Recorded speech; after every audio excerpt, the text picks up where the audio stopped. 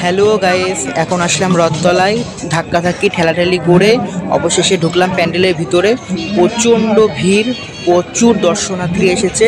এখন যাচ্ছি মাকে দর্শন করার জন্য। দেখো আমার পিছনটা দেখলে তোমরা বুঝতে পারবে কত ভিড়।